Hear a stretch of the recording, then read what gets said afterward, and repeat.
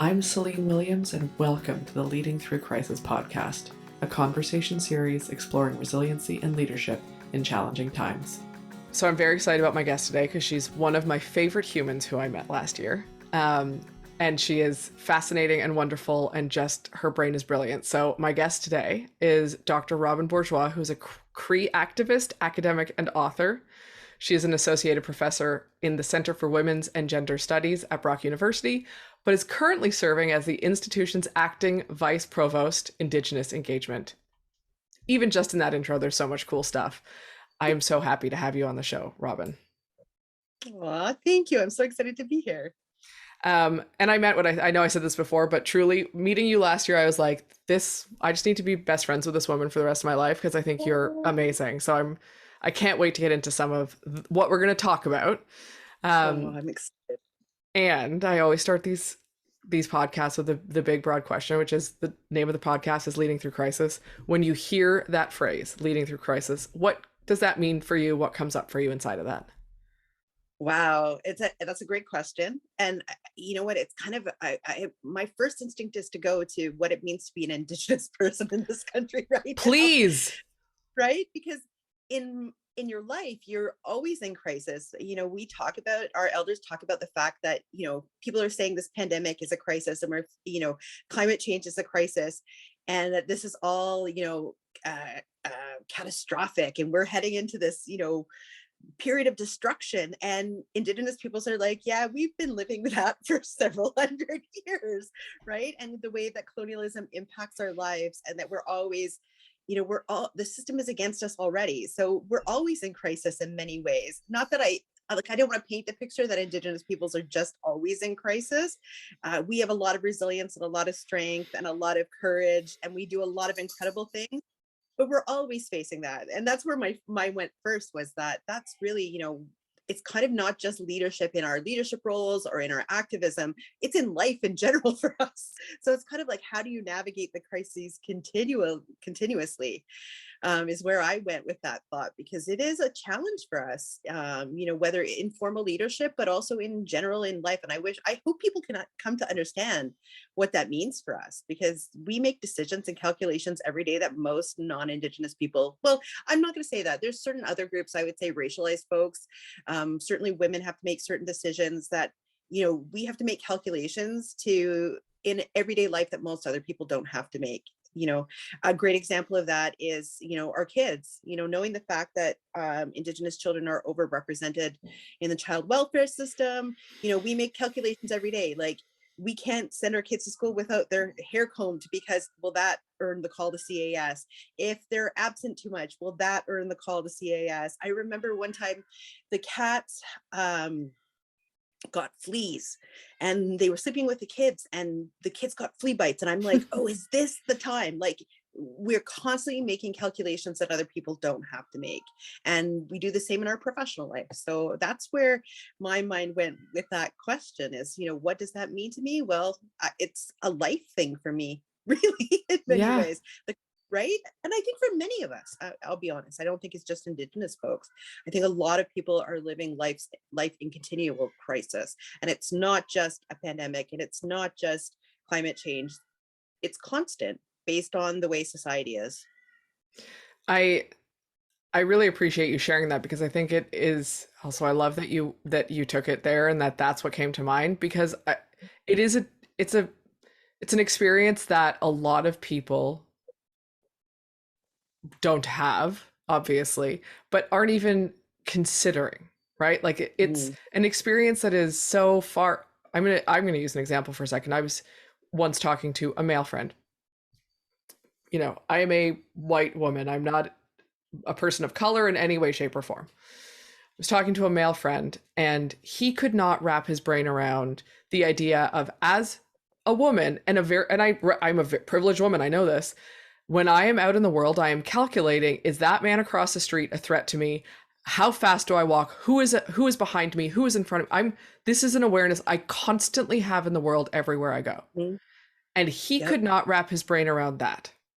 And there are a lot more privileged women in the world that are in, visibly there, whatever that looks like, than there are people of color, other visible, minorities that you can't always tell if someone is Indigenous. You can't always tell if a person of color. And yet internally for them, this is something that is constantly on your mind and being navigated.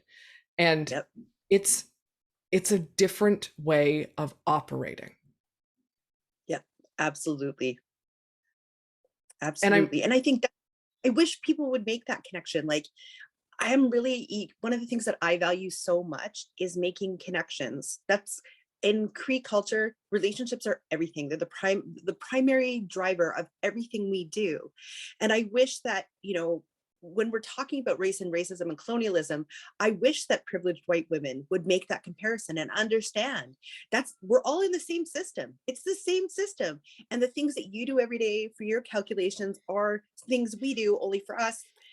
Yes, we have the gender ones as well, but we have, colonialism to deal with and racism. And that's what should bring us together, not push us apart, right? I wish we could have that conversation.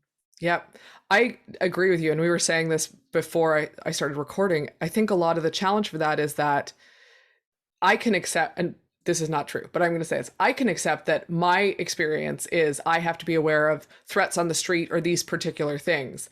But if I acknowledge that colonialism has affected, first of all, a lot of white folks don't want to use the word colonialism at all because they somehow, I didn't colonize anything, so therefore it's not my responsibility, blah, blah, blah. Not down for that. Just going to acknowledge right now. Yeah. I do not buy into that. It is a reality, and we are just like the patriarchy, we are still dealing with the effects and continued implications that exist because of that. So I just want to state my opinion right now. But if I don't acknowledge that that exists, if I don't step into that, then I don't have to think about including other people. And if I don't have to think about including other people or considering their experience in certain ways, then there's more for me. Then I'm okay because I have my piece of the pie, which is what we were talking about ahead of time. And it's such a limiting scarcity belief to think, well, if I don't find that connection, it's different experience, but if I don't find the connection point of the experience and I just pretend that Indigenous people aren't having that experience, then everything's fine because I can continue in my little piece of the pie chasing way. Yep. And it's the system, right? Like, that's the whole thing. That's why I love being a sociologist, but hate being a sociologist at the same time, is because the system has taught us those two, like, I see two fundamental things. One is that there's scarcity and there's not enough for everybody. Second is that we're individually responsible for our own well-being. Yep.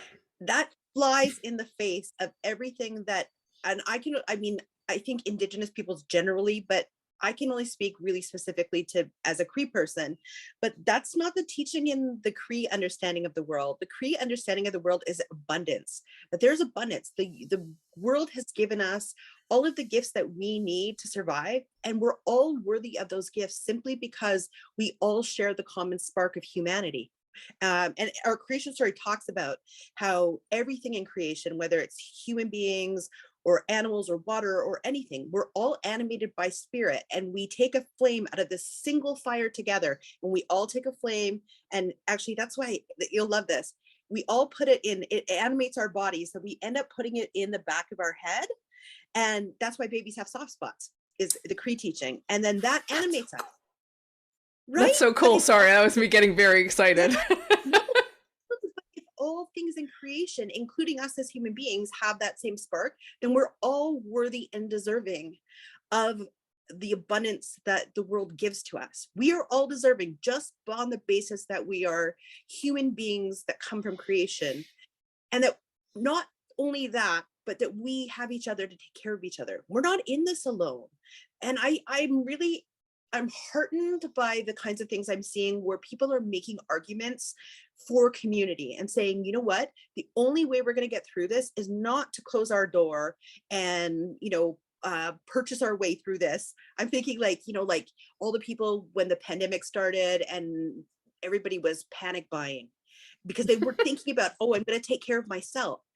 If you thought about this in a Cree way and you understood that we had a responsibility to take care of each other, we would redistribute wealth. We would make sure everybody, you know what, we're all going to have, we get a deer or something, everybody gets some of that meat or whatever it is, that we take care of each other. It's disheartening to live in a system that says you are ethically, or you're only responsible for you, and there's not enough, so you need to make sure you have enough for you and nobody else. Instead of saying, you know what, the way to get through this together is that we are understanding we are all deserving. That's why I'm such a proponent of human rights, even though I struggle with the way they're manifested. But there are certain things that we need to survive. Every person on this planet is deserving of those basics, right? Regardless, we should not have to worry about where we're getting food, where we're getting water, education, healthcare, housing. Every single person deserves those things.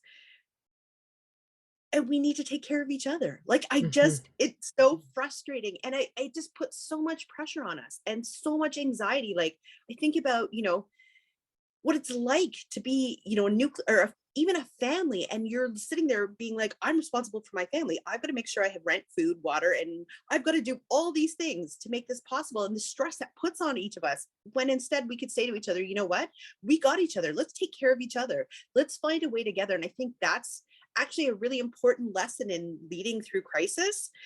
You can't do it by yourself. You can't, like, legit.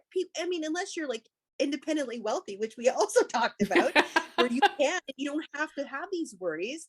But the rest of us, we do have to worry. And I think the most valuable lesson in that is that when we're facing crises, whether it be in our own home, whether it be, at an institution, whether it be things like right now with COVID, we have to come together to take care of each other, because that community and those relationships, not only will they provide the things that we need to survive, but more than that, the friendship, the support, the shared responsibility for things. I think it could transform the world if we went that way, as opposed to really fighting for this independent individualism, right? Yes. And I have so many things I want to ask, but I'm going to start here. I couldn't agree with that more. And it's really interesting because I think the myth that we've been sold is, and I'm going to call it capitalism, is that individualistic, right? Like it's all about me. And I think that as we've grown cities, and this is my armchair sociology, this was what I studied 1,000 years ago in university. So this is fully armchair. This is not just vague connections in what I remember. I'm going to call it. But as we've grown cities and populations have become denser and there's more people, and I can go outside and see 500 different people in a 5-minute span because I live in downtown Toronto, we're actually more and more disconnected. And there's less and less community because we're more and more bought into this capitalism, do it for myself. I need to support these people in this way. And it's so fascinating to me how much more disconnected we are in larger communities now than we were, or people are when they're in a community of 50 or 100 people. It's like we've created something that reinforces a lack of connection and individuality, not only in terms of the system we operate in, but the way that we live, and A to Z, it's reinforced in this way. And yeah, exactly. Like, I don't even know what the right word is. I think for me, as soon as when I saw it, I was like, well, now I can never unsee this. Now I can never unsee this, and I don't know what to do about it. Well, and you know what? I actually hope that's one of the things that maybe the pandemic will change, because we have been forced into isolation, no matter where we were. We've all been forced to, through shutdowns, to be isolated in our homes, and we're struggling. People are struggling. Mental health is at an all-time low. We are realizing that the value in relationships, the value in spending time with people and creating community is really hurting us. And that's important. And I really hope that what the pandemic might do is attempt to disrupt some of that. I hope that that's the lesson people will take away from this, is that we perish without relationships. We perish without community. That's the end bottom line. And it's not healthy for us. It's absolutely not healthy. I agree. And I want to throw a bit of a wrench into this. in terms of Yeah. because I agree with that. And I know, and I'm sure you do, I'm sure most of us do. I know a lot of people who had relationships, whether it's romantic or familial or whatever, that ended during the pandemic. And I think there are a lot of people where for them, it actually reinforced that relationships are temporary. And I'm not going to put my time in this way into another person because they might leave, something might happen, whatever the case may be. So actually, I need to double down on just doing me. I think there are, unfortunately, a lot of people who have had that experience. And I say that because I'm I'm curious. Listen, I have my own thoughts on relationships and transformations, and I'm not a person who thinks that every relationship is permanent in the same way for life, and we need to toss that romantic rom-com bullshit out the window right away, please and thank you.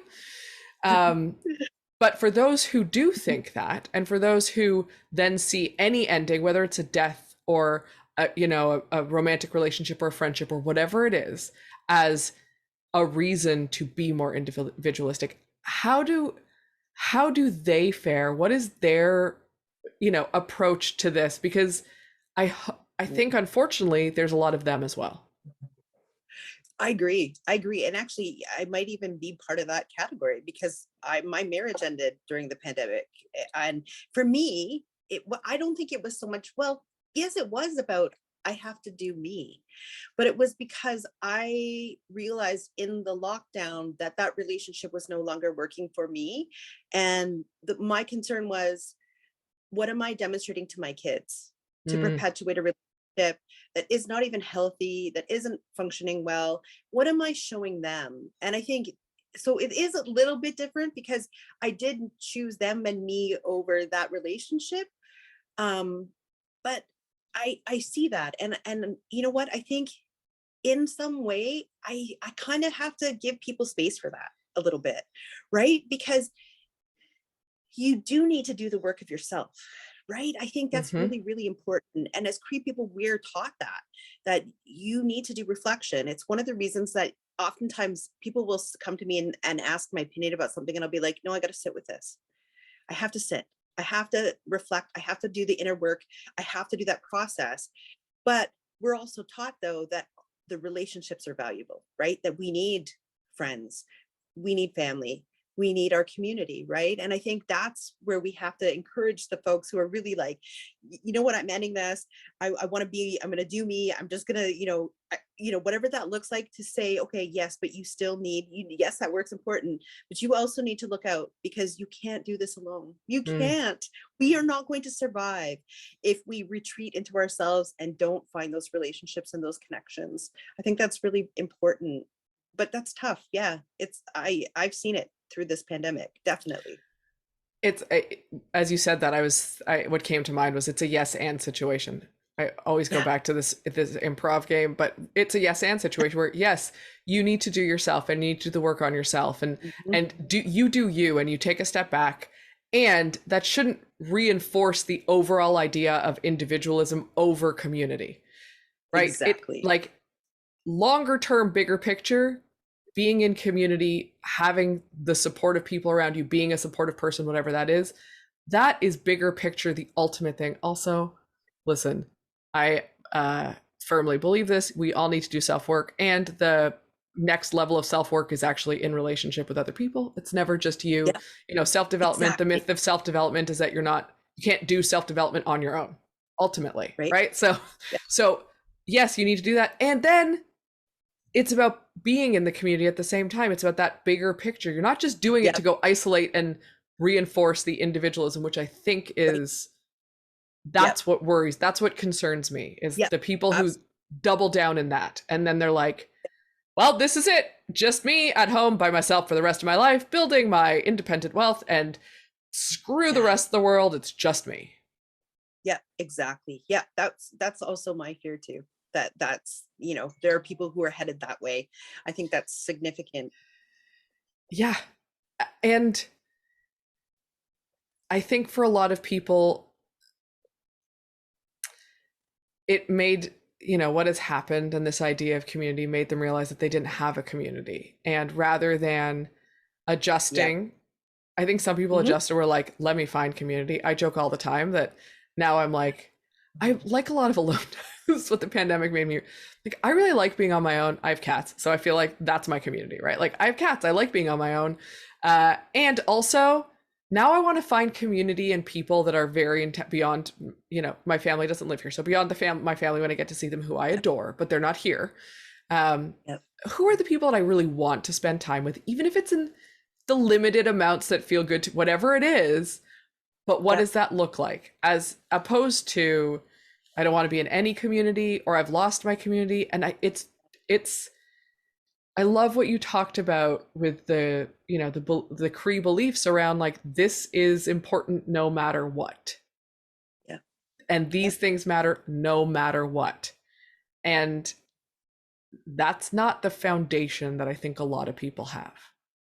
No, I agree. I agree. I absolutely agree. uh, You know what else too? I wonder how much I've thought about this too, is I wonder how much of that too is also a trauma response. Because, you know, people in trauma, I mean, as someone who has, you know, a pretty violent history and suffers from PTSD, my trauma response quite often when I'm upset is to withdraw and yes. push people away. And I wonder sometimes how many people are just struggling with that and self-isolating, and the pandemic has made that a perfectly valid option, and are wallowing in trauma. And you know what? We all have to take that time and space. That's one thing I've come to learn about that. My trauma is always going to be there. It's going to come up at times. There's going to be new things. And yeah, you know what? Sometimes I just withdraw because I'm like, I just have to hold this for a minute. But the most important part is, and this also comes from my Cree teachings, is you can't hold those things in. If I do, I'm going to poison myself. When it's let out in a safe way, with community, with just support, and people create space for that, it changes your life. I've said this about my story, because when I was trafficked when I was in my late teens. And my approach, my strategy after surviving that was, I'm not going to talk about this. I want to get on with my life. I want to make the change I want. And I'm never going to talk about this. I also believe that I'd be shamed for it. I believe that, you know, I mean, rightfully so. We still make jokes about prostitution and hookers and Mm-hmm. all of those things, right? And I believe the hype of my pimp who was saying, no, after this, nobody's ever going to love you. You're dirty. Nobody's ever going to believe you. I believed all that in my head. And so I swallowed that story and didn't talk about it for 10 years. And it nearly killed me. I look back now and I'm surprised that I'm not dead, because I self-medicated with alcohol, drugs. I was careless with my life. I was the girl who would walk around by myself at 3 a.m. in Toronto in the worst neighborhoods with kind of a death wish almost, because the pain was so bad. And then when I finally told my story, it changed everything for me. The trauma went, whoo, and I found community, and people in community just, you know, oh my gosh, when people were saying to me, I tell my story to them and they'd say, oh my gosh, Robyn, I'm so sorry that happened to you. You're so an amazing warrior, and I'm going to lay down tobacco for you to honor you tonight. I'm like, I didn't know that this was actually what was going to happen. And that has saved me. And I've seen it save other women. I regularly talk to women who've gone through the same things, or even sometimes I won't even be an event like that, and I'll mention my experience and talking about it. And they will actually say to me, they'll come up after and say, thank you. Just hearing that, I've had the same experience. And I know I'm not alone now. Like there's power in knowing you're not alone. And so I think I think some of this individualism that's happening around the pandemic is trauma. Mm-hmm. Legit. We're facing a pandemic. We're going to just pull back from the world because the world is scary, and we're going to just buckle down and be alone. But the lesson in trauma is that the only way to really resolve it, I mean, you can try on your own, but it's a big issue. It's painful. And if you try, sometimes it doesn't end up in a productive way. It's when you let it out and you lean on others. And I know that's really hard for people. I am the worst for asking for help. My best friend will tell you that. She's like, she messaged me the other night. She's like, I know you're really bad at asking for help, so I'm just going to offer, right now. And I was like, okay, I get it. And it's hard for people to do that, but we have to get past that, right? As a society, that we shouldn't be ashamed. But I think that comes back to the individualism, because we are supposed to be able to take care of ourselves, and asking for help suggests that we aren't, right? So it becomes a Hmm. shameful act for so many of us to ask for help. There's a meme I just shared recently that was like, I work so hard to not depend on anybody because I don't have trust in people and I'm scared and all those things. And that's legit. I get it. But at the end of the day, it's such a shameful belief that we shouldn't be able to be vulnerable and ask for help. I think it's the best thing we can do. So I agree. Also, I'm the worst at asking for help. So I say this with any of my friends who are listening are probably like, really? Really? But I do agree. I am terrible at asking for help. Also, both things can exist. And I think that part of the challenge is that the word, and I'm gonna talk about trauma for a second. I'll connect it. The word trauma is very activating for people, right? Whatever people don't want to use the word trauma to describe their experience. People don't want to talk about trauma. They don't want to admit they have trauma. They don't want to look at that anything that could be in the world of quote unquote mental health is an issue at all. And when we're not even willing to admit that that is part of our reality or our experience, then we never get to the point of being able to ask for support or look for support. And that to me is really heartbreaking, the number of people who can't even say something bad happened to me that was traumatic. Yep. Or then it becomes the internalized trauma Olympics. Well, this didn't happen. What happened to Robyn, mine was nothing. My story was nothing like what happened Yep. to Robyn, or like what happened to this person or or Yep. whoever it is. So therefore mine is not traumatic. And so we Right. deny our reality, and we never ask for help, and we never ask for support, and we never step into that community. And it isn't until we hear someone who has opened up the way you have, who is telling Mhm. their story, that we even recognize that we're not alone, Yeah. because our individualism and lack of willingness to even acknowledge it reinforces that we are alone, that we're the only one. This Yep. happened to me. It's not that bad. I'm the only one. Yep. Exactly. Yep. Exactly. It's, I could literally talk Well, about these things for hours. I think this is the gift that maybe, like, I hope that, like, the way, and Cree are not the only people who think this way. In fact, we're just going to do a workshop on this really soon at Brock, because of all of the findings or the revealings of graves, where our communities are really feeling it. But we're giving a workshop, because one of the things that we are taught is balance. And when we're talking about ourselves, and actually, I'll just give a shout out to the director of our Aboriginal Student Services. Her name is Cindy. She just said this the other day. She said, when we talk to our students and they're struggling, we ask them if they're balanced. Because in our Indigenous teachings, and Cree, this is a Cree teaching as well, we are taught that we're not only, we have to think about our physical well-being, but we also have to think about our mental well-being, emotional well-being, and spiritual well-being.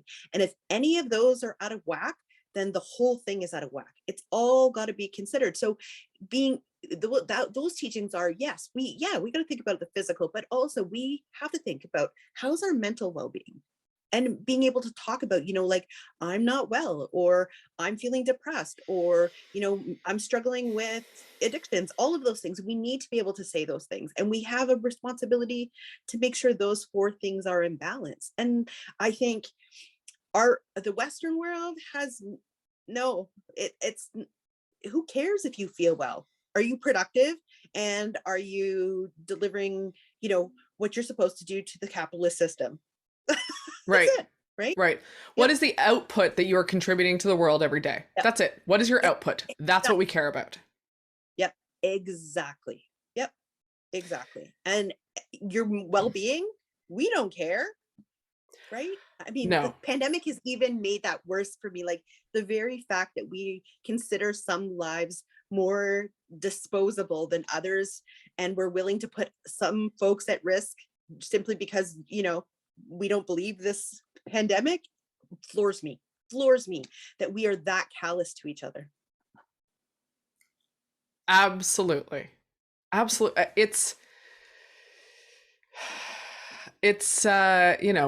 I think we are seeing the best and worst of people during a pandemic and during these situations, right? Like we Yes. get to Yep. see listen, there have been some absolutely wonderful, heartwarming things that we've seen and have happened. And it's like, that's what this is all about. And also lots of the Mm-hmm. opposite.